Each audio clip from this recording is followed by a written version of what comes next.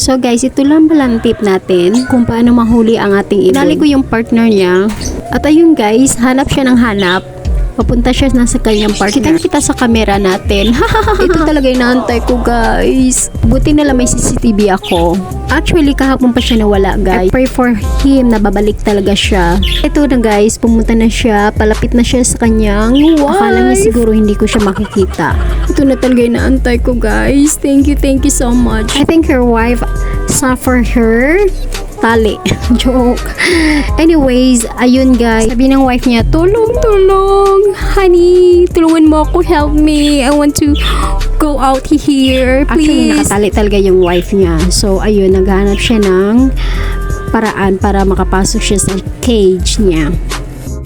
So, finally guys, ayun, ikot siya sa cage.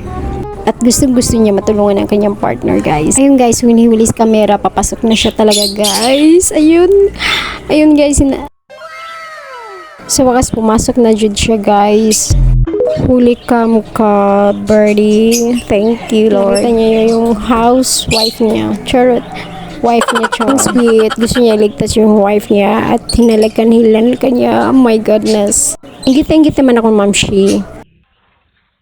Tapos ayun, agad ko siyang kinuha at may naistorbo pa sa akin. Istorbo pa talaga itong pinsan ko. Sa kanya, alis na at ito ay papasok ko na sa bahay. My goodness. At ayun, umalis na ng chikadora kong pinsan. Sa wakas, pinapasok ko na ang aking mga ibon. Thank you.